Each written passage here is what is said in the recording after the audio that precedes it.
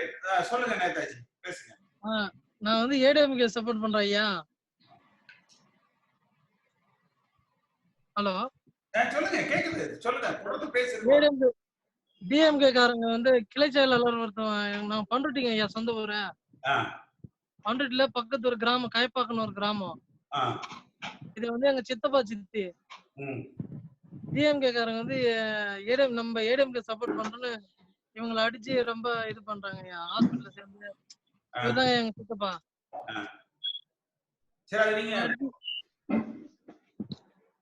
இது தகுந்த நடவடிக்கை எடுங்க ஐயா. சரி, அது லோக்கல்ல போலீஸ்ல கம்ப்ளைண்ட் கொடுத்தீங்களா? கொடுத்துட்டாங்க ஐயா. அவங்க எந்த ஒரு ஆக்ஷன் எடுக்க மாட்டாங்க ஐயா. சரி, அந்த டீடைல்ஸ் அனுப்புங்க. அங்க லோக்கல்ல கட்சிக்காரங்க யாரும் உங்களுக்கு உதவி செய்யலையா? இல்லைங்க, யாரும். அவங்களுக்கு டிஎம்கேல சப்போர்ட் இருக்கு ஐயா, நமக்கு யாருங்க இல்லையா ஏடிஎம்கேல. இல்ல, அதிமுக அந்த ஊர்ல ஒன்றிய பொறுப்பாளர்கள் இருப்பாங்க, நகர இல்ல யாரும் சப்போர்ட் இல்லைங்க எங்க. ஏன்? நமக்கு யாரும் நமக்கு எந்த கட்சியில பொறுப்புல இல்ல, எதுவும் இல்ல. இல்ல, எல்லா அடிப்படை உறுப்பினரா இருந்தா எல்லாத்துக்குமே அந்த இது உண்டு. இது சாதாரண பப்ளிக்கு கூட அந்த பாதுகாப்பு உண்டு இல்ல. அது தலைவர் வந்தாரு, ஊர் தலைவர். அவர் ஏடிஎம்கே காரு தான். ஆனா கேஸ் எங்க சித்திக்கு அடிச்சு கையை உடைச்சுல இருக்கு, எந்த ஒரு ஆக்ஷன் எடுக்க மாட்டாங்க. ஆபரேஷன் பண்ண தலைவரோட அந்த ஊர் தலைவரோட போன் நம்பர் எனக்கு அனுப்பிச்சு விடுங்க வாட்ஸ்அப்ல. நான் வேணா அவரை கூப்பி என்ன எதற்கு ஏதாவது உங்களுக்கு உதவி பண்ண முடிஞ்சுனா பண்ண சொல்றேன். அந்த ஊர் தலைவரோட போன் நம்பர் எனக்கு அனுப்பிச்சு விடுங்க. சேர்மன் பன்னீர் கண்ட்ரோல் தான் ஐயா, பண்ருட்டி ஏரியா. சரி, எனக்கு அனுப்பிச்சு விடுங்க. இது வந்து சரி, நம்ம ஒரு கட்சி நம்ம அந்த பொதுவான நிகழ்ச்சிகளை பேசுவோம். நீங்க வந்து அவரோட நம்பர் எனக்கு அனுப்பிச்சு விடுங்க, நான் வேணா அவர்கிட்ட பேசுறேன். சரிங்க ஐயா. அடுத்து யார் பேசுறீங்க சார்? ஹலோ, சொல்லுங்க சார். நிரஞ்சன் சென்னையில இருந்து பேசுறேன் சார். சொல்லுங்க தம்பி. அதான் நான் ஊரு பக்கம்ல இருக்கேன். எங்க ஏரியால வோல்டேஜ் ப்ராப்ளம் ரொம்ப மோசமா இருக்கு. இத பத்தி நிறைய டைம் நான் வந்து கம்ப்ளைண்ட் கொடுத்துட்டானா எந்த விதமான ஆக்ஷனும் எடுக்க மாட்டேங்கிறாங்க சார். அதான் இத பத்தி நான் இபிஓ எங்க ஏரியால எல்லார்கிட்டயும் லெட்டர் வாங்கிட்டு போய் கொடுத்துட்டேன். ஆனா யாருமே எந்த ஆக்ஷனும் எடுக்க மாட்டேங்கிறாங்க சார். வீட்டுல தாத்தா பாட்டி உடம்பு முடியாம இருக்காங்க. ரொம்ப வோல்டேஜ் இல்லாம அவங்க ஃபேன் கூட ரொம்ப ஓடவே மாட்டேங்குது. இதெல்லாம் இப்ப நம்ம வந்து இங்க வந்து பொதுவான விஷயங்கள், அதாவது ஒரு சமுதாயத்துக்கு தமிழ்நாட்டுக்கு உரிய பொதுவான விஷயங்களை பத்தி மட்டும்தான் நம்ம வந்து இங்க பேசுறோம். அடுத்து கட்சி ரீதியான பிரச்சனைகள், மக்களுக்கு ஏற்படுகிற சிரமம், அதுதான். பட் நீங்க சொல்றது நல்ல பாயிண்ட். வோல்டேஜ் எல்லாம் நீங்க வந்து பக்கத்துல இருக்கிற அந்த எலக்ட்ரிசிட்டி ஆபீஸ்ல சொல்லணும், அல்லது கட்சிக்காரங்க கிட்ட வந்து சொல்லணும். சரி சார். ரைட். அந்த டீடைல் வேணா அனுப்பிச்சு விடுங்க வாட்ஸ்அப்ல, கேட்க சொல்லுங்க. சரி, okay sir. Okay sir. Right, நன்றி. அடுத்து யாரு?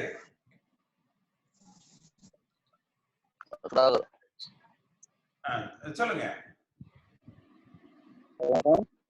சொல்லுங்க, கேக்குது, சொல்லுங்க.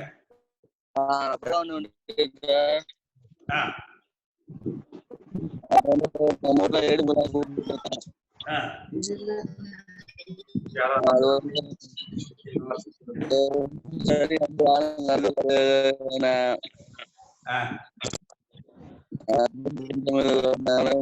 பண்ணணும்.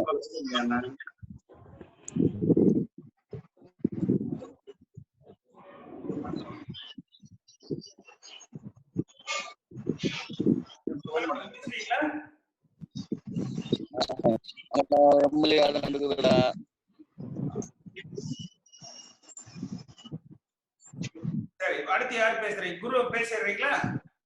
குரு பேசுறேன். பேசுங்க குரு. மதிப்புக்குரிய அண்ணன் அவர்களுக்கு. ஹலோ, கேக்குதுங்களா? கேக்குது, சொல்லுங்க. நீங்க தொடர்ந்து பேசுங்க அப்படியே. ஓகேண்ணா. அதாவது இப்போ நிறைவு குறைவு எல்லாம் கேட்டிருந்தீங்க. இப்ப பாத்தீங்கன்னா கொரோனாவில இந்த கவர்மெண்டால நம்மளுக்கு வந்து சாதாரண மக்களுக்கு கூட எந்த ஒரு இதுவும் போய் சேர மாட்டேங்குது. ஹலோ, கேக்குதுண்ணா? கேக்குது. நீங்க அப்படியே தொடர்ந்து பேசுறீங்க. நீங்க பேசுறது எல்லாருக்கும் கேக்குது. தொடர்ந்து ஒரு நிமிஷம் நீங்க பேசுறீங்க அப்படியே.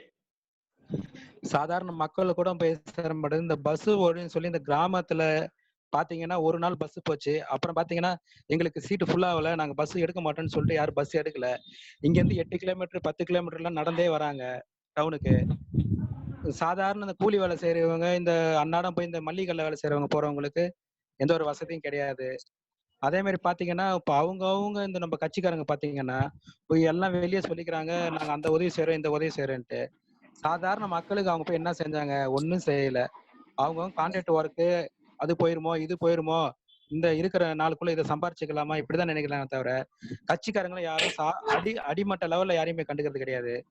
இதுக்கு என்ன ஒரு இது யாரு போய் கேட்டாலோ, ஒரு ஒரு ஒன்றிய செயலாளரோ ஒரு கிளை செயலாளரோ கேட்டாலும் ஒன்றும் ரெஸ்பான்ஸ் கிடையாது.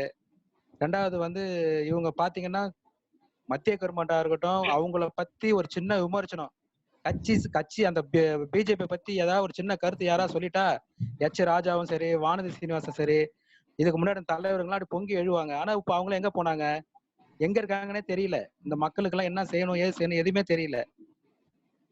ஹலோ, கேக்குது, தொடர்ந்து பேசுங்க தம்பி. அப்புறம் வந்து அதே மாதிரி இந்த கட்சிக்காரங்களுக்கு வந்து இப்போ கட்சி எல்லாமே பண்ணணும் போகணும் அப்படின்ட்டு எல்லாருக்கும் ஆசை இருக்கு. ஆனா மரியாதை இல்லையே எங்களுக்கு கட்சிக்காரங்களுக்கு.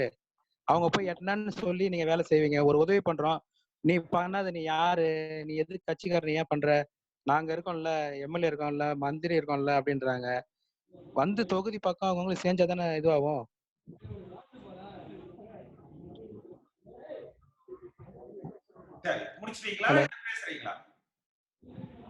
அதானே. அப்புறம் அது வந்து அது மட்டும் இல்லாத இப்ப இங்க வந்து ஒரு தொகுதியிலும் பாத்தீங்கன்னா அந்த 5 கிலோ அரிசி, இந்த இது எல்லாமே கொடுக்குறாங்க. ஆளு பார்த்து கொடுக்குறாங்க. என் கட்சிக்காரங்க எல்லாம் இன்னைக்கு எங்க ஏரியால வந்து 5 லட்சம் மக்கள் இருக்காங்க. அதிமுகங்க 2 லட்சம் பேர் இருக்காங்க. என்னோட ஏரியாவில 6000 பேர் இருக்காங்க. இதுக்கெல்லாம் ஒரு யாருமே போய் கேட்டா எதுவுமே கொடுக்கறது இல்ல. ஆள் பார்த்து கொடுத்துட்டா ஓட்டு வாங்கிட முடியுமா கட்சியில? நீங்க தான் வந்து அத பேசி எங்களுக்கு ஏதாவது இது பண்ணி வைக்கணும்னா. முடிச்சீங்க இல்லையா? ஓகேண்ணா. அடுத்து யாரு? ஹலோ, வணக்கம்ண்ணா. வணக்கம், சொல்லுங்க தம்பி. கேக்குது, சொல்லுங்க.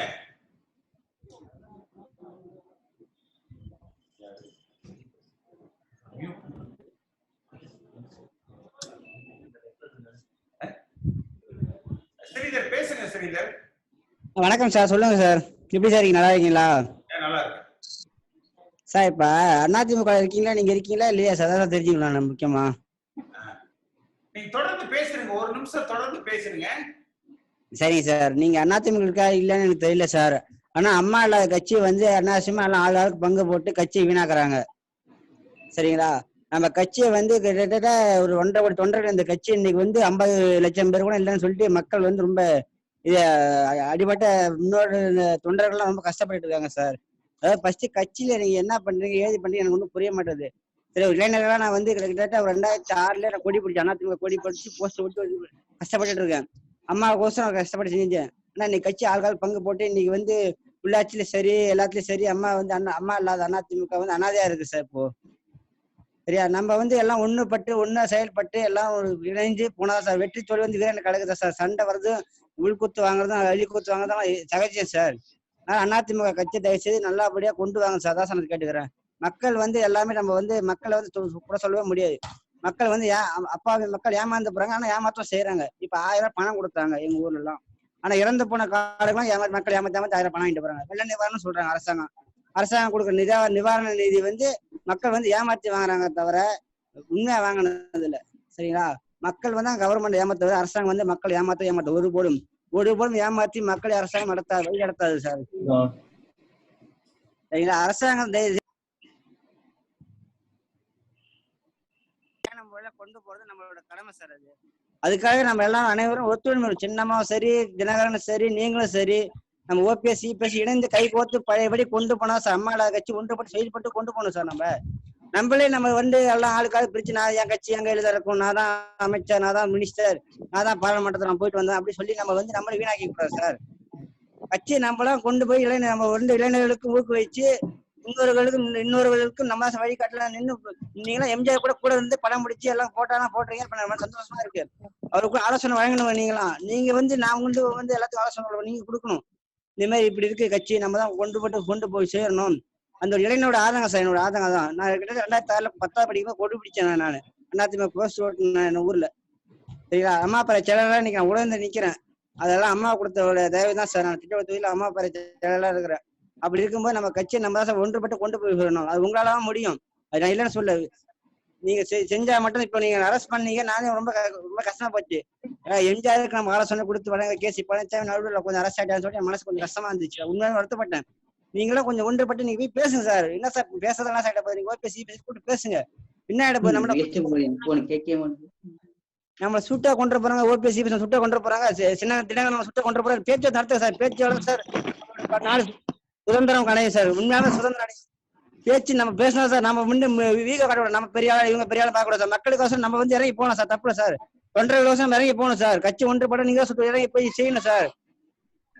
இறங்கி போய் நீங்க பேசணும்.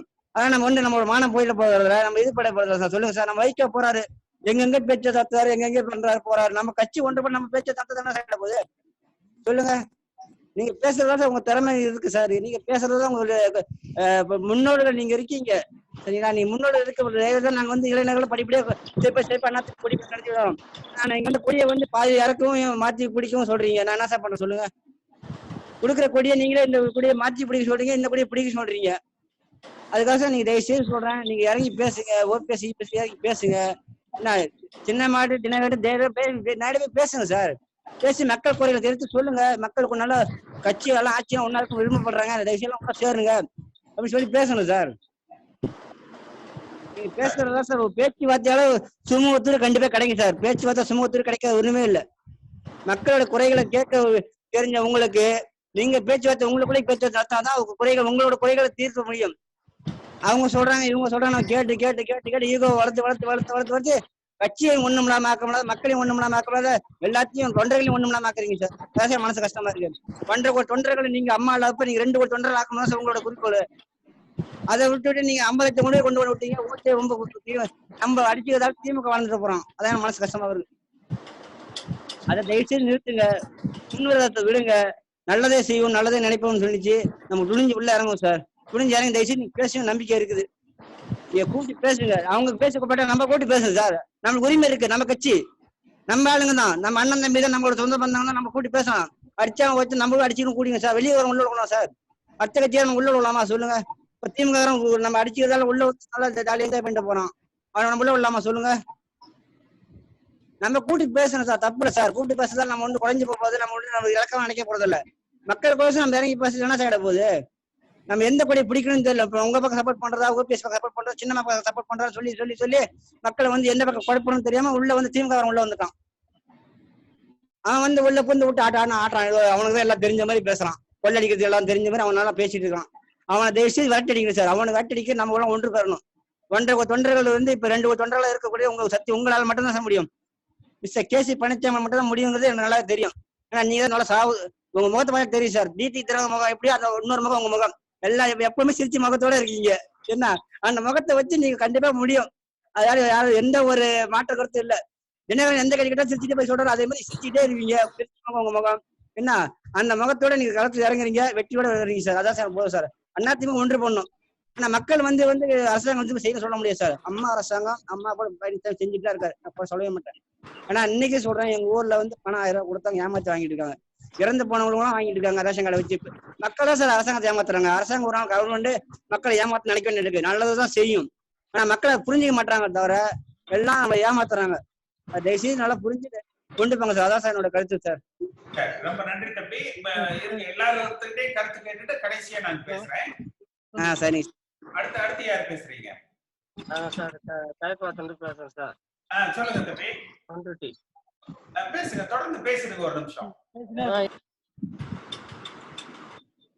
கேக்குது. பேசிருங்க, தொடர்ந்து பேசுங்க ஒரு நிமிஷம்.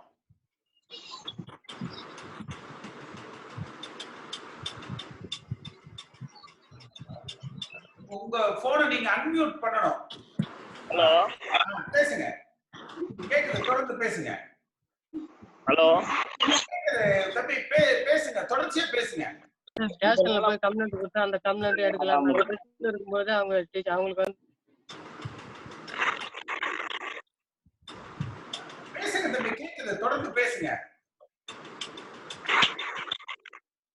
நீங்க வராம இருக்கீங்க.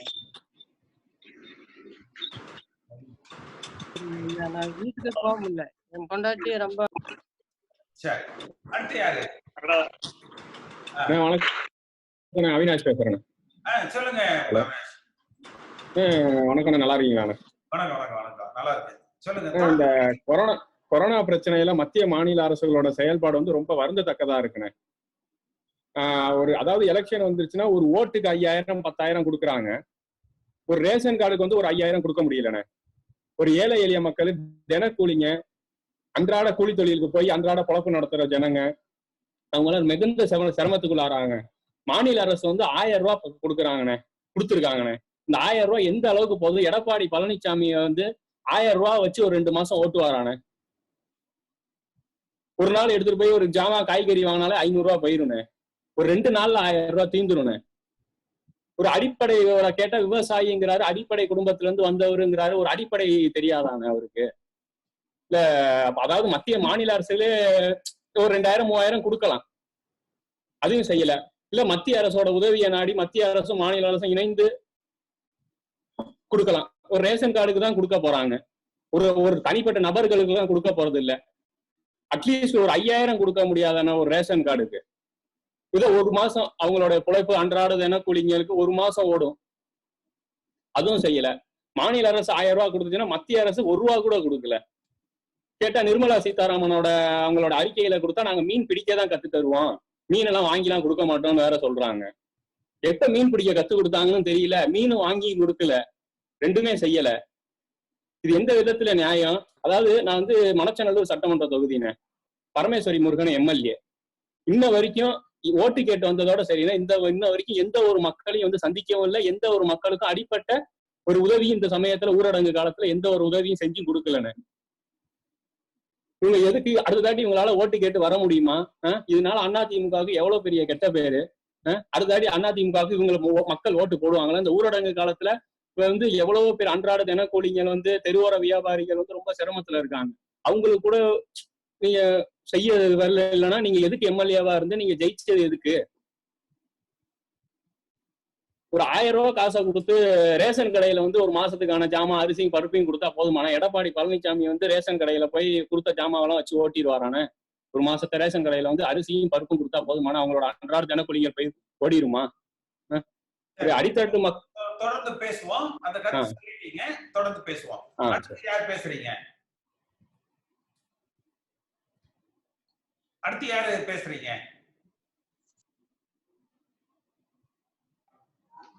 ஹலோ, வணக்கம் சார்.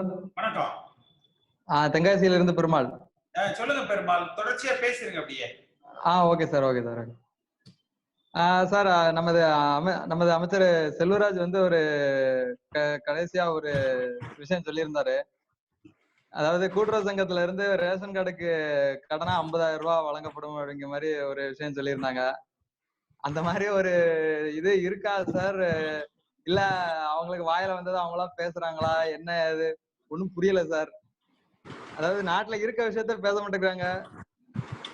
நான் தமிழ்நாட்டுல சுமார் 2 கோடி ரேஷன் அட்டைகள் இருக்குன்னு நினைக்கிறேன். 2 கோடி பேருக்கு கொடுக்கறது சாத்தியமா சார்? அந்த கடன் தொகைய வட்டி இல்லாம அப்படி கொடுக்கறது வந்து சாத்தியமாங்கிறது எனக்கு தெரியல. அதை பத்தி கொஞ்சம் சொல்லுங்க சார்.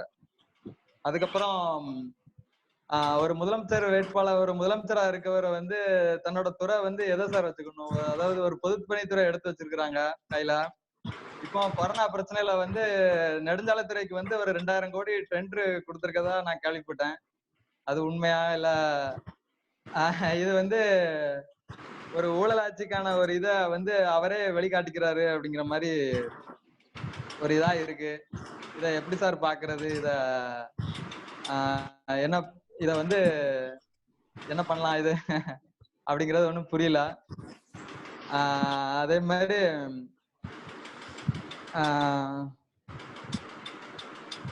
வேற ஓகே சார், அவ்வளவுதான். எனக்கு இந்த 2 விஷயத்த இன்னைக்கு இப்போ சொல்லுங்க, அப்புறம் அடுத்த மீட்டிங்ல மச்சத்தை பத்தி பேசலாம் சார். அடுத்து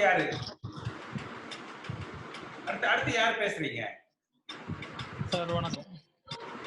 ஹலோ, கேக்குது, சொல்லுங்க சார். நம்ம மணிகண்டன் சிவகாசில இருந்து பேசுறேன்.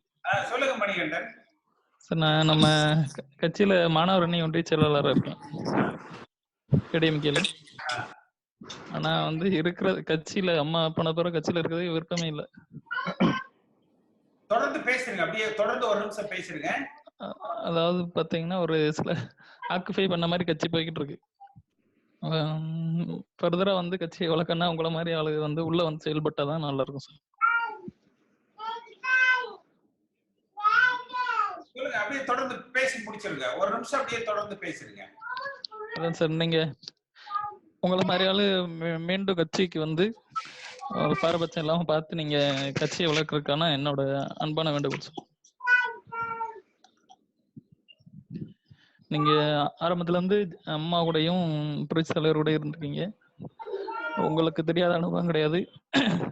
நீங்க வந்து மீண்டும் அதிமுக இணைந்து நீங்க கட்சியை வழிநடத்தி செல்லுமாறு அன்போடு கெடுக்கிறேன் சார். அவ்வளவுதான். அடுத்து யாரு? சொல்லுங்க.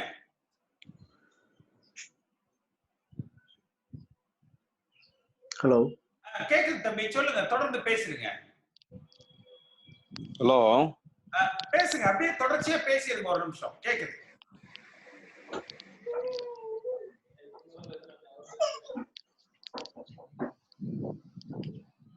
பேசுங்க தம்பி, அப்படியே தொடர்ச்சியா பேசுறீங்க. ஒரு நிமிஷம் கேக்குது, பேசிருங்க தொடர்ந்து.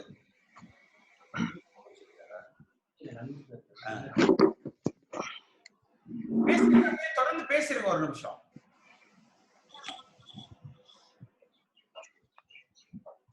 தொடர்ச்சியா பேசிருங்க தம்பி, கேக்குது.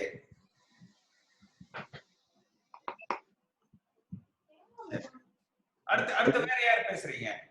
ஹலோ, கேக்குது தம்பி, தொடர்ந்து பேசுறீங்க. அப்படியே அவர் பேசுறாரு, மியூட்ல போட்டிருக்காரு. அன்மியூட்ல போடுங்க, மியூட்ல வச்சிருக்கீங்க. பேசுங்க. இப்ப கேக்குதுண்ணா? கேக்குது, தொடர்ந்து பேசுறீங்க. சிங்கள தொகுதியிலிருந்து பேசுறேன்னா, பாப்பநாயக்கம்பாளையம் 55வது வார்டு. இப்ப நம்ம இதுல பாத்தீங்கன்னா நோயலார் விரிவாக்குன்னு சொல்லிட்டு எஸ்பிஎல் அமைச்சர் பண்ணிட்டு இருக்காரு. விரிவாக்குன்னு சொல்லி நிறைய நிதிகள் பண்றாரு. ஆனா சைலண்ட் ஒரு வேலை என்ன நடக்குதுன்னா, வெங்காயம், உருளைக்கிழங்கு இது வந்து அத்தியாவசிய பொருள் இருந்து நீக்கப்படுதுன்னு மத்திய அரசு ஒப்புதல் கொடுத்திருக்காங்க. ஆனா இதை பத்தி தமிழக முதலமைச்சர் இதை பத்தி எதுவுமே ஆக்ஷன் எடுக்கல. ஆனா இது பாதிக்கப்படுறது பாத்தீங்கன்னா விவசாயிகளும் சரி, அப்ப அன்றாட தினக்கூலிகள். இந்த எம்ஜிஆர் மார்க்கெட்ல பத்தி பாத்தீங்கன்னா காய்கறிகள்ல வெங்காய உருளைக்கிழங்கு அதிகமா போகுது. இது அத்தியாவசிய பொருள் நீக்கிட்டாங்கன்னா நிறைய பேர் சிரமப்படுவாங்க. ஆனா இதை பத்தி முதலமைச்சரும் மத்த அமைச்சருக்கு பத்தி காதுலயே வாங்கல. அவங்களோட வேலையை மட்டும் தான் பாத்துட்டு இருக்காங்க. ஹலோ ஹலோ ஹலோ சொல்லுங்க அண்ணா. கேக்குது, சொல்லுங்க. கோயம்புத்தூர் 97வது வார்டுல இருந்து பேசுறேன்னா. தொடர்ந்து பேசுங்க. அப்படியே இரண்டாம் தொகுதிக்கு மட்டும் வந்து எல்லாமே வந்துச்சுன்னா கிணத்து கடவு தொகுதிக்கு ஒண்ணுமே வரலண்ணா. அது வந்து நம்ம கட்சியை பத்தி கொஞ்சம் கேவலமா பேசுறாங்க. எப்படின்னா யாரோ ஹைகோர்ட் நான் நிக்க வச்சீங்களான்னு கேக்குற வரைக்கும் வந்துட்டு நம்ம தொகுதி மேம்பாடு இருக்கு. அதுக்கு நம்ம என்ன பண்ணலாம்னு சொல்லுங்க. இந்த மாதிரி ஆளுக்கு வந்து அதை வந்து பண்ணுவோம். உங்க மாதிரி வந்து பாத்தீங்களா இப்படி இவ்வளவு பொறுப்பெடுத்து இந்த கொரோனா பீரியட் நீங்க பொறுப்பெடுத்து பண்றீங்க. அது அந்த பொறுப்பெடுத்து பண்ணும் போது அது ஒரு இன்ட்ரெஸ்ட் வருது. எங்க மேல இளைஞருக்கு வந்து கொஞ்சம் இன்ட்ரெஸ்ட் வருது. ஐயோ நிக்கணும் அதுக்கு என்னன்னா பண்றது. இது வந்து என்ன தாழ்த்தப்பட்டவர் இருக்கிறாங்களா? நம்ம அந்த டிஎம்கே தொகுதி வார்டுன்னு சொல்லி நம்ம ஒதுக்கப்பட முடியாது இல்லையா? அந்த இடத்துல நம்ம நிக்கணும். யாருமே கொடுக்கல. ஒரு தாழ்த்தப்பட்ட ஆளுகளும் இருக்கிறாங்க.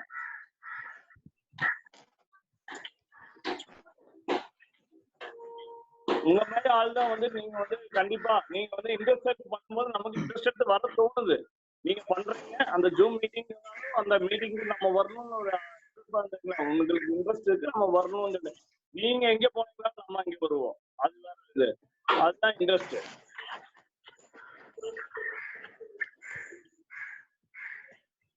ஹலோ, அடுத்து யாரு? சொல்லுங்க. ஹலோ, கேக்குது தம்பி, பேசுங்க. அப்படியே தொடர்ந்து பேசுங்க. பேர் மணி சார். பேர் மணி, திருப்பூர் மாவட்டம் சார். ஹலோ, கேக்குது? திருப்பூர் மாவட்டம் சார். கொரோனா பாதிப்பா இன்னும் வரல சார் எங்க ஏரியாக்கு. ஹலோ, பேசுங்க, தொடர்ந்து ஒரு நிமிஷம் பேசுங்க. ஹலோ, கொரோனா பாதிப்பா நடந்து மக்கள் இந்த பணம் இல்லை சார் எங்க ஏரியாவில். இன்னும் ஹலோ கேக்குது தம்பி, அப்படியே தொடர்ந்து ஒரு நிமிஷம் நீங்க பேசிடுங்க. எங்க ஏரியா கொரோனா பாதிப்பால எந்த நோப்படும் வரவே இல்லை சார். சரி எடுக்கணும். சரி ஹலோ சொல்லுங்க. ஹலோ அண்ணா கேக்குதாண்ணா? தொடர்ந்து ஒரு நிமிஷம் அப்படியே பேசிடுங்க தொடர்ச்சியா. ஓகே ஓகே ஓகேண்ணா ஓகேண்ணா. நான் என் பேர் ஜெகதீஷ்ண்ணா, ஆரணி தொகுதி, திருவண்ணாமலை மாவட்டம். பாத்தீங்கன்னா நம்ம அம்மா இறந்த பிறகு எல்லாரும் சொன்னாங்க ஆட்சி கழிஞ்சிரும், நம்ம ஆட்சி அதிமுகவே அழிஞ்சிரும் சொல்லி பேசினாங்கன்னா ஓரளவு பரவாயில்லண்ணா. எடப்பாடியும் சரி ஓபிஎஸ் 2 பேருமே நல்லா பண்ணிட்டு இருக்காங்க. பட் என்னன்னா உங்களை மாதிரி ஒரு நல்ல நேர்மையான கட்சிக்கு பாடுபடுறவங்களை ஒதுக்கிட்டு ஆட்சி சேர்த்து கொஞ்சம் பிடிக்கலண்ணா. உங்களெல்லாம் சேர்த்து கை கூடி நல்லா பண்ணாங்கன்னா நல்லா ஆட்சி பண்ணலாம், சிறப்பா ஆட்சி செய்யலாம்ண்ணா. நல்லா நமக்குன்னு ஒரு நல்ல நேம் இருக்கும். அது மட்டும் பண்ணா போதுண்ணா. வச்சு ஒன்றிணைந்து எல்லாம் நல்லா பண்ணலாம்ண்ணா. ஓகே அவ்வளவுதான். நன்றி நடக்கண்ணா. ஹலோ ஹலோ ஹலோ கேக்குது தம்பி, தொடர்ந்து பேசிடுங்க ஒரு நிமிஷம். அண்ணா வணக்கம் அண்ணா. வணக்கம். கண்ணன், எருமப்பட்டி ஒன்றியம், நாமக்கல் மாவட்டங்க. கேக்குதுங்களா அண்ணா? கேக்குது நீங்க அப்படியே தொடர்ந்து பேசுங்க. Okay okay okay. அதாவது பாத்தீங்க அப்படின்னாக்க நீங்க ஆரம்பத்துல இருந்தே வந்து இந்த கழகத்துல எம்ஜிஆர் காலத்துல இருந்தே வந்துட்டு இருக்கிறீங்க. ஏன்னா இப்போ இந்த இக்கட்டான ஒரு சூழ்நிலையிலையும் தன்னுடைய ஒரு என்ன சொல்றது, தன்னுடைய ஒரு இதை வந்து முழுமையாக கட்சிக்காக அர்ப்பணிக்கப்பட்டு உங்களுடைய வாழ்க்கையை நடத்திக்கிட்டு வரீங்க. அது வரலும் எங்களுக்கு மிக சந்தோஷமா இருக்கு. அதே மாதிரி எப்போ இரட்டை புறா சேவல் சின்னம் மாதிரி அம்மா இருக்கிறப்ப எம்ஜிஆர் இறந்ததுக்கு அப்புறம் கட்சி பிளவுபட்டு இருந்த போது அது நீங்க வந்து அந்த இரட்டை இலை சின்னத்தை மீட்டு அம்மாவுடைய தலைமையில ஒரு அரியணையை கொண்டு வந்து வச்சு அமர்த்தின மாதிரி இப்போ வந்து இந்த ஒரு காலகட்டம் அதே மாதிரி திரும்பவும் வந்திருக்கு.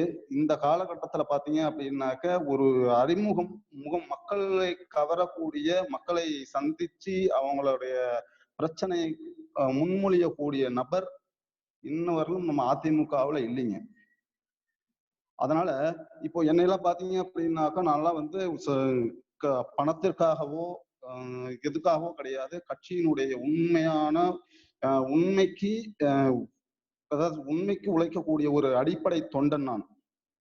அந்த முறையில நான் சொல்றேங்க, கட்சியில வந்து திராவிட முன்னேற்ற கழகத்தை பொறுத்தவரையிலும் சரி, அண்ணா திராவிட முன்னேற்ற கழகத்தை பொறுத்தவரைக்கும் சரி, இப்போ மக்கள் மத்தியில் எடுபடக்கூடிய முகங்கள் யாரும் இல்லை. அதனால அன்று எப்படி நீங்கள் வழி நடத்தினீர்களோ, அம்மா அவர்களை எம்ஜிஆர் மறைவிற்கு பிறகு எப்படி வழி நடத்தினீர்களோ, அதே போன்று இந்த இயக்கத்தை மீண்டும் வந்து சசிகலா குடும்பத்தின் கைக்கு போகாம, அவங்க வந்து துரோகி, நமக்கு அவங்களுடைய கைக்கு போகாம எடப்பாடியார் ஓபிஎஸ் இவங்களும் சேர்ந்து கூட்டு நாடகம் தான் நடந்துகிட்டு இருக்கிறாங்க அப்படின்னு நான் நினைக்கிறேன். அதுதான் உண்மையா மக்களும் அடித்தட்டு மக்களும் அதான் நினைக்கிறாங்க. அதனால வந்து நீங்க நல்ல முகம் தெரிந்த ஒரு நபரை, அது குறிப்பா சொல்லணும்னா அம்மாவினுடைய ரத்த வாரிசு இருக்காங்க இல்லைங்களா, அவங்களெல்லாம் வந்து நீங்க வழிநடத்தி கட்சியில இணைத்து கொண்டு வந்தோம் அப்படின்னாக்க நமது புரட்சி தலைவர் கொண்டு வந்த இந்த மாபெரும் கட்சி என்றும் வலிமை இழக்காமல் தொடர்ந்து செயல்பட்டு கொண்டிருக்கும். சோ அப்படிங்கிறத கருத்தை முன்வைத்து நீங்கள் அதற்கான ஒரு வழிவகையை உருவாக்கி தரணும் அப்படின்றத இந்த தருணத்துல உங்கள்கிட்ட முன்வைக்கிறேன். நன்றிங்கண்ணா. பேசுவோம். அடுத்து யாரு? ஹலோ சொல்லுங்க. ஹலோ ஐயா வணக்கம். மாவட்டம் சென்னிமலையிலிருந்து நடராஜன் பேசுறேங்க. சொல்லுங்க நடராஜன், தொடர்ந்து பேசுங்க.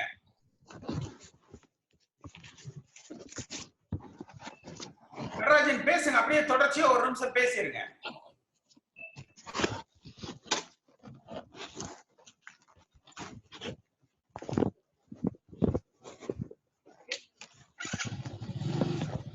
பேசுங்க, தொடர்ச்சியா ஒரு நிமிஷம் பேசிருங்க.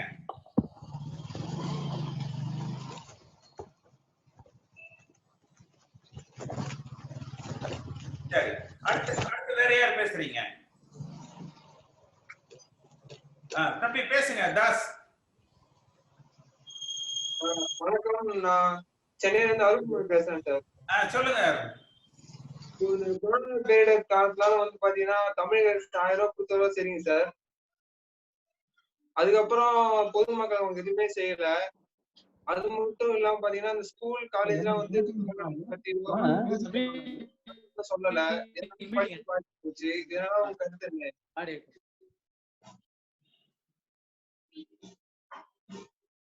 சொல்லுங்க, அப்படியே தொடர்ந்து பேசுறீங்க ஒரு நிமிஷம். அப்புறம்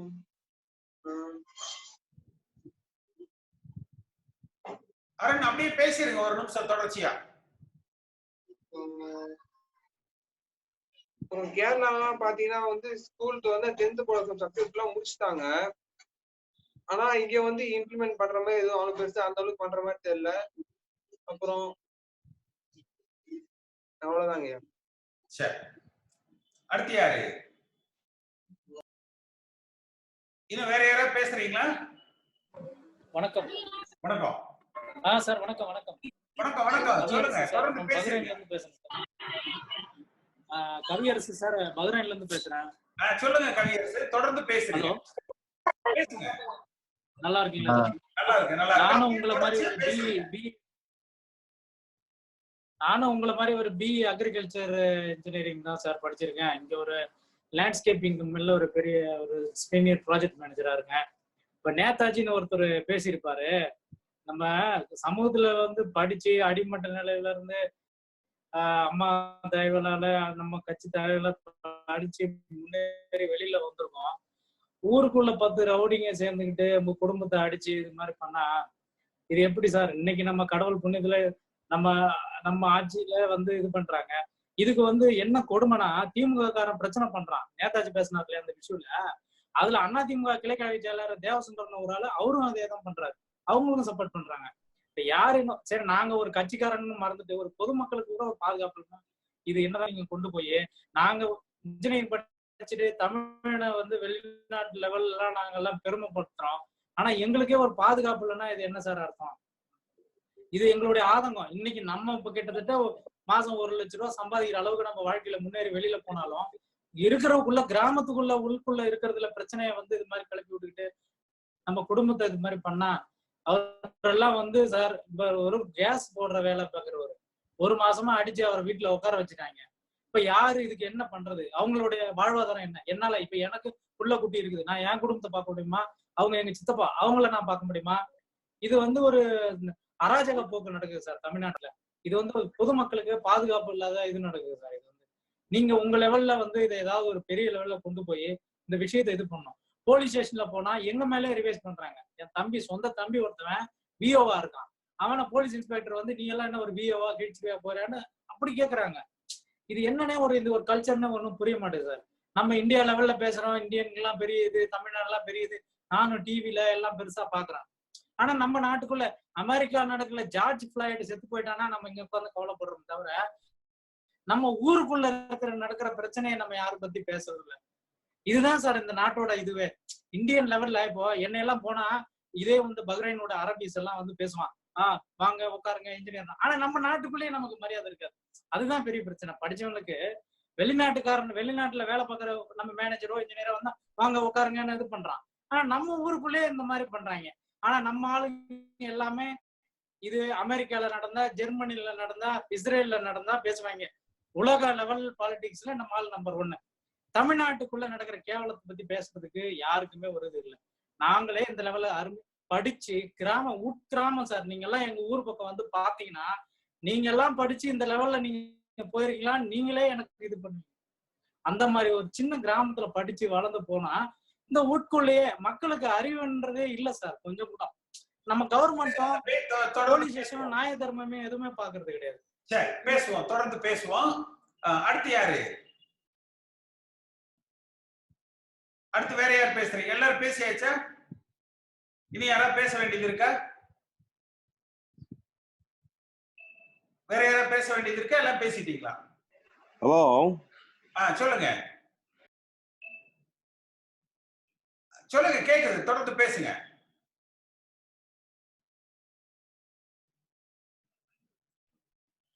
கேக்குது. அன்மியூட் பண்ணுங்க. நீங்க மியூட்ல போட்டு வச்சிருக்கீங்க, அன்மியூட் பண்ணுங்க. பேசுங்க.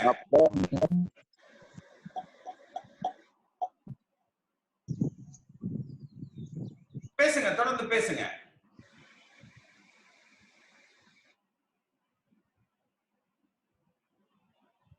சரி, அவருக்கு சரியா லைன் கிடைக்கலன்னு நினைக்கிறேன். இப்ப நிறைவா நான் சில கருத்துக்களை சொல்லிடுறேன். ஒண்ணு, நம்ம வந்து இப்ப திமுக தலைவர் ஸ்டாலின் பார்த்தீங்கன்னா அவங்க கட்சியில் இருக்கக்கூடிய அமைச்சர்களை வச்சுதான் இந்த மாதிரியான ஒரு வீடியோ கான்பரன்சிங் கால்ல வந்து பேசுறாரு. முதலமைச்சர் பாத்தீங்கன்னா கலெக்டர், IAS ஆபீசர்ஸோட தான் வந்து பேசுறாரு. ஆனா நம்ம வந்து ஒரு சாதாரண ஒரு அடிமட்ட தொண்டர்களை, கிராம அளவுல இருக்கிறவங்களை, அவர்களது உள்ளூர்ல இருக்கக்கூடிய பிரச்சனைகளாக இருந்தாலும் சரி, கட்சி பிரச்சனைகள், ஒரு பொருளாதார பிரச்சனைகள், இந்த கொரோனாவில வந்து என்ன அரசாங்கம், மத்திய மாநில அரசாங்கம் வந்து நடவடிக்கைகள் எடுத்திருக்குது அப்படிங்கிற எல்லா பிரச்சனைகளையும் பேசுறோம். ஒரு அடிமட்டத்துல இருக்கிற அந்த தொண்டர்களது கருத்துக்கள் ஒரு நம்ம வந்து கேட்கணும் அப்படிங்கிறது. இது பார்த்தீங்கன்னா அவர்கள் ஒரு சக்திக்கு அப்பாற்பட்ட விஷயமா கூட நம்ம செய்யறோம். ஒரு சாதாரண கிராமத்துல இருந்து அவங்க அந்த ஜூம்ல வீடியோ கால்ல வந்து கனெக்ட் பண்ணி பல இடங்கள்ல வந்து சரியா அந்த இன்டர்நெட் கிடைக்கிறது இல்லை. இருந்தாலும் கூட சிரமம் பார்க்காம எல்லாரும் இந்த மீட்டிங்ல வந்து கனெக்ட் ஆகி எல்லாரும் அவங்க கருத்தை சொல்றாங்க. பல பேர் வந்து கனெக்ட் ஆகிறதுக்கு ட்ரை பண்ணிட்டே இருக்காங்க. ஆனா அது தொடர்ந்து அந்த டெக்னாலஜி வந்து தெரியாததுனால அல்லது கனெக்ட் ஆக முடியாததுனால வந்து சில இடையூறுகள் வந்துருது. இருந்தாலும் நம்ம இந்த கூட்டத்தை வந்து நம்ம தொடர்ந்து நிறைய பேர் வந்து இதுல கனெக்ட் ஆகி நீங்க பேசுறீங்க. இன்னைக்கு கூட ஒரு 10-15 பேருக்கு மேல நீங்க பேசியிருக்கீங்க. நிறைவான கருத்துக்கள் என்னன்னா, ஒண்ணு, அவர் தம்பி ஸ்ரீதர் பேசுற பொழுது சொன்னார், அதாவது வந்து நான் அதிமுகல வந்து இணையணும், கௌரவம் பார்க்க கூடாது, இவர்களிடத்துல சென்று பேசணும்னு. நான் எந்த ஒரு காலகட்டத்திலையும் என்னுடைய சுயநலமோ இல்ல நான் கௌரவம் பார்த்தோ இவர்கள்ட்ட வந்து பேசாம எல்லாம் இல்ல. இன்னும் சொல்ல போனால் இந்த கட்சி ஒன்னாக இருக்கணும் அப்படிங்கிறதுக்காக திரு எடப்பாடி பழனிசாமி அவர்களையும் பன்னீர்செல்வம் அவர்களையும் இணைச்சதே நான் தான் செஞ்சேன். ஏன்னா புரட்சி தலைவர் மறைவுக்கு பிறகு நான் அப்ப சட்டமன்ற உறுப்பினரா இருந்தேன். ஜானகி அணி, ஜே அணின்னு இருந்த பொழுது அன்றைக்கு அந்த அணிகள் இணைந்ததெல்லாம் அப்ப நான் சட்டமன்ற உறுப்பினரா இருந்து அதுல பங்கெடுத்திருக்கிறேன். அந்த அடிப்படையில தான் OPS அவர்களையும் எடப்பாடி பழனிசாமி அவர்களையும் அந்த இணைக்கிறதுல பெரும் பங்கு எடுத்து நான் வந்து செஞ்சேன். ஆனா அந்த புரட்சி தலைவரது கொள்கைகளுக்கு மாறாக விரோதமாக அவர்கள் செயல்படுகிற பொழுது இந்த விதிகள் வந்து நம்ம அடிமட்ட தொண்டர்களை வந்து ஏமாற்றக்கூடாது, அவர்களுக்கு இந்த கட்சியில புரட்சி தலைவர் அவர்களும் அம்மா அவர்களும் கொடுத்திருக்கிற அந்த உரிமையை நம்ம தொடர்ந்து நீடிக்க வைக்கணும் அப்படிங்கிற அந்த கருத்தை சொன்னேன். அவர்களா எந்த விதமான ஒரு விளக்கமும் எதுவுமே கேட்காம கட்சியை விட்டு நீக்கிறேன்னு சொல்லிட்டு அறிவிச்சாங்க. அதற்கு பிறகு கூட நீங்க பார்த்திருப்பீங்க, சென்ற மே மாதத்துல பாராளுமன்ற தேர்தல் சமயத்துல வந்து பேசணும்னு சொல்லிட்டு திரு OPS அவர்கள் என்ன அழைச்சாரு. நான் இதுல தலைமைச் செயலகத்துல போய் முதலமைச்சர், 9 அமைச்சர்கள், துணை முதலமைச்சர் OPS உட்பட எல்லாரோடையும் வச்சு பேசணும். பேசிட்டு வந்து பத்திரிகையாளர்கள்ட்டையும் ஆமா சந்திச்சோம், பேசணும்னு சொன்னோம். ஆனா திருப்பி எடப்பாடி பழனிசாமி தான் என்ன சொன்னாரு, அவர் தான் சொன்னாரு, நாங்க சொன்னோமா அப்படின்னு சொல்லி சொன்னாரு. அதனால அவர் அன்னைக்கு அப்படி சொன்னா கூட பரவாயில்ல. திருப்ப பார்த்தீங்கன்னா அதிமுக அப்படிங்கறது இதுல வந்து வெப்சைட்னு சொல்லிட்டு என் மேல ஒரு பொய்யான ஒரு வழக்கம் கூட எடப்பாடி பழனிசாமி போட்டார். இப்பவும் கூட நான் நேற்று கூட வந்து பாத்தீங்கன்னா ஒரு யூடியூப் சேனல் ஆதன்ல ஒரு பேட்டி ஒண்ணு கொடுத்திருக்கிறேன். அதே மாதிரி இன்னைக்கு நைட் அதை வந்து ரிலீஸ் பண்ணுவாங்க. இந்த கட்சி ஒற்றுமையாக இருக்கணும். அது தம்பி சொன்னது போல இது வந்து பல கூறுகளாக, அதாவது புரட்சி தலைவர் மறைந்ததற்கு பிறகே கூட பார்த்தீங்கன்னா அன்றைக்கு திமுக இருக்கிறவங்க என்ன நினைச்சாங்கன்னா, எப்படி அந்த ஜனதா கட்சி பல குழுக்களாக ஒரு சின்ன சின்ன பிட்டு குரூப்பா பிரிஞ்சுதோ அது போல அதிமுக பிரிச்சு சென்று விடணும் அப்படிங்கறதான் திமுக வந்து எதிர்பார்க்கிறாங்க. அதற்கு நம்ம இடம் கொடுக்காம எல்லோரையும், அது சசிகலா ஆகட்டும், தினகரன் ஆகட்டும், OPS ஆகட்டும், EPS ஆகட்டும், தீபா ஆகட்டும், இந்த அதிமுகல புரட்சி தலைவர் MGR அவர்கள் வழிவந்த, அம்மா அவர்கள் வழிவந்த அவ்வளவு பேரையும் ஒன்றாக திரட்டி ஒட்டுமொத்தமாக இந்த கட்சி வந்து செயல்பட்டா மட்டும்தான் வருகிற தேர்தல நம்ம வந்து வெற்றி அடைய முடியும். அந்த நோக்கத்துக்காகத்தான் உங்களது கருத்துக்களை எல்லாமா கேட்டு நம்ம வந்து இந்த அடிமட்ட தொண்டர்களது கருத்துக்களை வந்து நம்ம பிரதிபலிக்க வைக்கிறது ஒண்ணு. அதே போல கிராமங்கள்ல வந்து பல இடங்கள்ல வந்து அந்த நலத்திட்ட உதவிகள் வந்து மக்களுக்கு சரியா சென்றடைகிறது இல்லை அப்படின்னு சொல்லி சொன்னாங்க. அது அரசாங்கத்தினுடைய காதுகளுக்கு நிச்சயமா நம்ம இந்த தளத்தின் மூலமாக அவர்களுக்கு வந்து சென்றடையும். அப்ப நம்மளும் இத பல இடங்கள்ல சொல்லலாம். சொல்லி அந்த நலத்திட்டங்களை எவ்வளவு அதிகமா கொண்டு சேர்க்க முடியுமோ அதை செய்யலாம். இங்க ஒரு தம்பி பேசுற பொழுது கூட வந்து அவர் கவியரசு பேசுற பொழுது சொன்னாங்க, அவர் நேதாஜி சொன்னாரு, அவங்க ஊர்ல வந்து அந்த கட்சிக்காரர்கள் பாதிக்கப்படுறாங்க, ஆனா திமுக காரங்களுக்கு ஆதரவாக காவல்துறை செயல்படுது. அங்க இருக்கிற கிளை செயலாளரும் ஒன்றியத்துல இருக்கிறவங்களும் கூட அந்த திமுக காரங்களுக்கு தான் ஆதரவாக இருக்கிறாங்க, இவர்களது பிரச்சனை கவனிக்கப்படுறது இல்லைன்னு சொன்னாங்க. அதை நீங்க அந்த ஊர்ல இருக்கிற அந்த பொறுப்பாளர்களது அந்த போன் நம்பரை வந்து எனக்கு நீங்க வாட்ஸ்அப்ல அனுப்பிச்சு விடுங்க. நிச்சயமா நான் அவர்களிடத்துல பேசி உங்களுக்கு ஏதாவது உதவி செய்ய சொல்லி நான் பேசுறேன். ரெண்டாவது, இந்த தளங்களை நம்ம இந்த கருத்துக்களை பகிர்ற பொழுது நிச்சயமா அவர்களே இது வந்து சென்றடையும், அரசாங்கத்திலையும் இது சென்றடையும். அவர்களை ஏதேனும் ஒரு நல்ல நடவடிக்கை எடுத்து உங்களுக்கு பாதுகாப்பு அளிப்பாங்கன்னு சொல்லிட்டு நம்ம வந்து நம்புறேன். அதே போல இன்றைக்கு இந்த கொரோனா காலகட்டத்துல பார்த்தீங்கன்னா ஒரு அரசாங்கம் ஓரளவுக்கு செய்யறாங்க, ஆனா இருந்தாலும் இன்னும் சிறப்பாக செய்ய வேண்டும் என்ற அந்த எதிர்பார்ப்பு வந்து மக்களிடத்துல நிறைய வந்து இருக்கு. அதற்கு ஏற்புடைய வகையில வந்து திரு எடப்பாடி பழனிசாமி அவர்கள் செயல்படணும் அப்படிங்கறத நம்ம கேட்கிறோம். இப்ப கூட நாமக்கல்ல இருந்து ஒரு தம்பி ஒருத்தர் பேசினாரு, அவரும் நல்ல பல கருத்துக்களை சொன்னாங்க. நீங்க எல்லாருமா நிறைய கருத்துக்களை வந்து பகிர்ந்திருக்கிறீங்க. இந்த எல்லா கருத்துக்களையும் இணைத்து அரசாங்கத்துக்கும் கட்சி தலைமைக்கும் இதை கொண்டு போய் நம்ம இந்த இயக்கம் வருகிற தேர்தலில் வெற்றி பெற்று மீண்டும் அதிமுக ஆட்சி அமைப்பதற்கு நம்ம பணியை தொடர்ந்து செய்வோம். இது போல ஒவ்வொரு புதன்கிழமை மாலை ஒரு 5 மணிக்கும் ஞாயிற்றுக்கிழமை காலையில 11 மணிக்கும் தொடர்ச்சியா நம்ம இது போன்ற இந்த ஜூம் மீட்டிங்கை நடத்துறோம். இன்னும் உங்க நண்பர்கள் எல்லாருக்கும் இந்த கருத்துக்களை வந்து நீங்க தெரிவித்து அவர்களே இதுல வந்து இணைச்சு கொண்டு வாங்க. வருகிற தேர்தலில் எப்படியாவது நம்ம வந்து மீண்டும் அதிமுக ஆட்சி அமைக்கிற பணியை தொடர்ந்து செய்வோம். கலந்து கொண்ட அத்தனை பேருக்கும் என்னுடைய நன்றிகள். இப்ப நிறைவா நான் சில கருத்துக்களை சொல்லிடுறேன். ஒண்ணு, நம்ம வந்து இப்ப திமுக தலைவர் ஸ்டாலின் பார்த்தீங்கன்னா அவங்க கட்சியில் இருக்கக்கூடிய அமைச்சர்களை வச்சுதான் இந்த மாதிரியான ஒரு வீடியோ கான்பரன்சிங் காலில் வந்து பேசுறாரு. முதலமைச்சர் பாத்தீங்கன்னா கலெக்டர் IAS ஆபீசர்ஸோட தான் வந்து பேசுறாரு. ஆனா நம்ம வந்து ஒரு சாதாரண ஒரு அடிமட்ட தொண்டர்களை, கிராம அளவுல இருக்கிறவங்களை, அவர்களது உள்ளூர்ல இருக்கக்கூடிய பிரச்சனைகளாக இருந்தாலும் சரி, கட்சி பிரச்சனைகள், ஒரு பொருளாதார பிரச்சனைகள், இந்த கொரோனாவில் வந்து என்ன அரசாங்கம், மத்திய மாநில அரசாங்கம் வந்து நடவடிக்கைகள் எடுத்திருக்குது அப்படிங்கிற எல்லா பிரச்சனைகளையும் பேசுறோம். ஒரு அடிமட்டத்தில் இருக்கிற அந்த தொண்டர்களது கருத்துக்கள் நம்ம வந்து கேட்கணும் அப்படிங்கிறது. இது பார்த்தீங்கன்னா அவர்கள் ஒரு சக்திக்கு அப்பாற்பட்ட விஷயமா கூட நம்ம செய்யறோம். ஒரு சாதாரண கிராமத்துல இருந்து அவங்க அந்த ஜூம்ல வீடியோ கால்ல வந்து கனெக்ட் பண்ணி பல இடங்கள்ல வந்து சரியா அந்த இன்டர்நெட் கிடைக்கிறது இல்லை, இருந்தாலும் கூட சிரமம் பார்க்காம எல்லாரும் இந்த மீட்டிங்ல வந்து கனெக்ட் ஆகி எல்லாரும் அவங்க கருத்தை சொல்றாங்க. பல பேர் வந்து கனெக்ட் ஆகிறதுக்கு ட்ரை பண்ணிட்டே இருக்காங்க. அது தொடர்ந்து அந்த டெக்னாலஜி வந்து தெரியாததுனால அல்லது கனெக்ட் ஆக முடியாததுனால வந்து சில இடையூறுகள் வந்துருது. இருந்தாலும் நம்ம இந்த கூட்டத்தை வந்து நம்ம தொடர்ந்து நிறைய பேர் வந்து இதுல கனெக்ட் ஆகி நீங்க பேசுறீங்க. இன்னைக்கு கூட ஒரு 10-15 பேருக்கு மேல நீங்க பேசியிருக்கீங்க.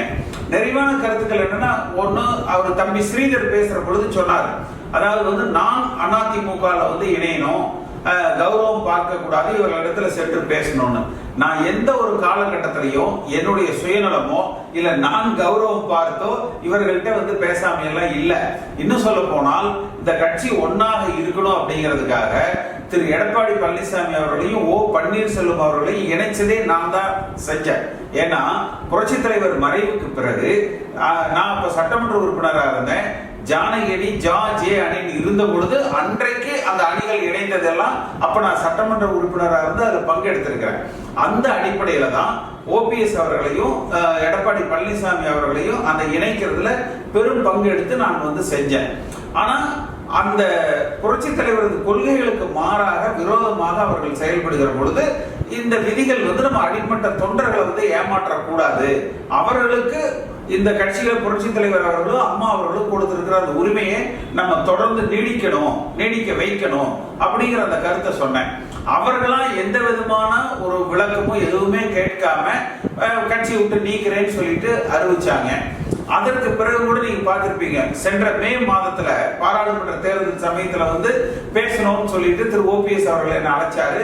நான் இதுல தலைமைச் செயலகத்துல போய் முதலமைச்சர் 9 அமைச்சர்கள், துணை முதலமைச்சர் ஓபிஎஸ் உட்பட எல்லாரோடையும் வச்சு பேசணும். பேசிட்டு வந்து பத்திரிகையாளர்கள்ட்டையும் ஆமா சந்திச்சோம் பேசணும்னு சொன்னோம். ஆனா திருப்பி எடப்பாடி பழனிசாமி தான் என்ன சொன்னாரு, அவர் தான் சொன்னாரு, நாங்க சொன்னோமா அப்படின்னு சொல்லி சொன்னாரு. அதனால அவர் என்ன அப்படி சொன்னா கூட பரவாயில்ல.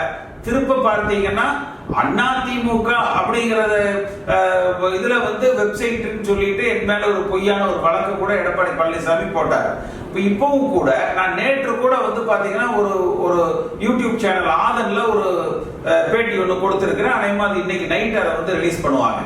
இந்த கட்சி ஒற்றுமையாக இருக்கணும். அது தம்பி சொன்னது போல இது வந்து பல கூறுகளாக, அதாவது புரட்சி தலைவர் மறைந்ததற்கு பிறகே கூட பார்த்தீங்கன்னா அன்றைக்கு திமுக இருக்கிறவங்க என்ன நினைச்சாங்கன்னா, எப்படி அந்த ஜனதா கட்சி பல குழுக்களாக ஒரு சின்ன சின்ன பிட்டு குரூப்பா பிரிஞ்சுதோ அது போல அதிமுக பிரிஞ்சு சென்று விடணும் அப்படிங்கறதான் திமுக வந்து எதிர்பார்க்கிறாங்க.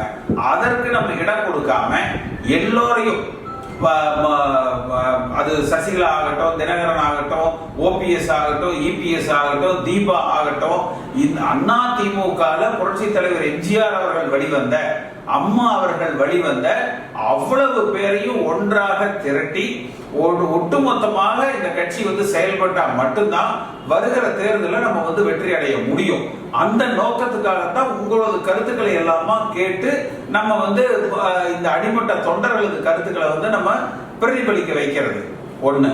அதே போல கிராமங்கள்ல வந்து பல இடங்கள்ல வந்து அந்த நலத்திட்ட உதவிகள் வந்து மக்களுக்கு சரியா சென்றடைகிறது இல்லை அப்படின்னு சொல்லி சொன்னாங்க. அது அரசாங்கத்தினுடைய காதுகளுக்கு நிச்சயமா நம்ம இந்த தளத்தின் மூலமாக அவர்களுக்கு வந்து சென்றடையும். நம்மளும் இத பல இடங்கள்ல சொல்லலாம். சொல்லி அந்த நலத்திட்டங்களை எவ்வளவு அதிகமா கொண்டு சேர்க்க முடியுமோ அதை செய்யலாம். இங்க ஒரு தம்பி பேசுற பொழுது கூட வந்து அவர் கவியரசு பேசுற பொழுது சொன்னாங்க, அவர் நேதாஜி சொன்னாரு, அவங்க ஊர்ல வந்து அந்த கட்சிக்காரர்கள் பாதிக்கப்படுறாங்க, ஆனா திமுக காரங்களுக்கு ஆதரவாக காவல்துறை செயல்படுது. அங்க இருக்கிற கிளை செயலாளரும் ஒன்றியத்தில் இருக்கிறவங்களும் கூட அந்த திமுக காரங்களுக்கு தான் ஆதரவாக இருக்கிறாங்க, இவர்களது பிரச்சனை கவனிக்கப்படுறது இல்லைன்னு சொன்னாங்க. அதை நீங்க அந்த ஊர்ல இருக்கிற அந்த பொறுப்பாளர்களது அந்த போன் நம்பரை வந்து எனக்கு நீங்க வாட்ஸ்அப்ல அனுப்பிச்சு விடுங்க. நிச்சயமா நான் அவர்களிடத்துல பேசி உங்களுக்கு ஏதாவது உதவி செய்ய சொல்லி நான் பேசுறேன். ரெண்டாவது, இந்த தளங்களை நம்ம இந்த கருத்துக்களை பகிர்ற பொழுது நிச்சயமா அவர்களே இது வந்து சென்றடையும், அரசாங்கத்திலையும் இது சென்றடையும். அவர்கள் ஏதேனும் ஒரு நல்ல நடவடிக்கை எடுத்து உங்களுக்கு பாதுகாப்பு அளிப்பாங்கன்னு சொல்லிட்டு நம்ம வந்து நம்புறேன். அதே போல இன்றைக்கு இந்த கொரோனா காலகட்டத்தில் பார்த்தீங்கன்னா ஒரு அரசாங்கம் ஓரளவுக்கு செய்யறாங்க, ஆனா இருந்தாலும் இன்னும் சிறப்பாக செய்ய வேண்டும் என்ற அந்த எதிர்பார்ப்பு வந்து மக்களிடத்துல நிறைய வந்து இருக்கு. அதற்கு ஏற்புடைய வகையில வந்து திரு எடப்பாடி பழனிசாமி அவர்கள் செயல்படணும் அப்படிங்கறத நம்ம கேட்கிறோம். இப்ப கூட நாமக்கல்ல இருந்து ஒரு தம்பி ஒருத்தர் பேசினாரு, அவரும் நல்ல பல கருத்துக்களை சொன்னாங்க. நீங்க எல்லாருமா நிறைய கருத்துக்களை வந்து பகிர்ந்து இருக்கிறீங்க. இந்த எல்லா கருத்துக்களையும் இணைத்து அரசாங்கத்துக்கும் கட்சி தலைமைக்கும் இதை கொண்டு போய் நம்ம இந்த இயக்கம் வருகிற தேர்தலில் வெற்றி பெற்று மீண்டும் அதிமுக ஆட்சி அமைப்பதற்கு நம்ம பணியை தொடர்ந்து செய்வோம். இது போல ஒவ்வொரு புதன்கிழமை மாலை ஒரு 5 மணிக்கும் ஞாயிற்றுக்கிழமை காலையில 11 மணிக்கும் தொடர்ச்சியா நம்ம இது போன்ற இந்த ஜூம் மீட்டிங்கை நடத்துறோம். இன்னும் உங்க நண்பர்கள் எல்லாருக்கும் இந்த கருத்துக்களை வந்து நீங்க தெரிவித்து அவர்களே இதுல வந்து இணைச்சு கொண்டு வாங்க. வருகிற தேர்தலில் எப்படியாவது நம்ம வந்து மீண்டும் அதிமுக ஆட்சி அமைக்கிற பணியை தொடர்ந்து செய்வோம். கலந்து கொண்ட அத்தனை பேருக்கும் என்னுடைய நன்றிகள்.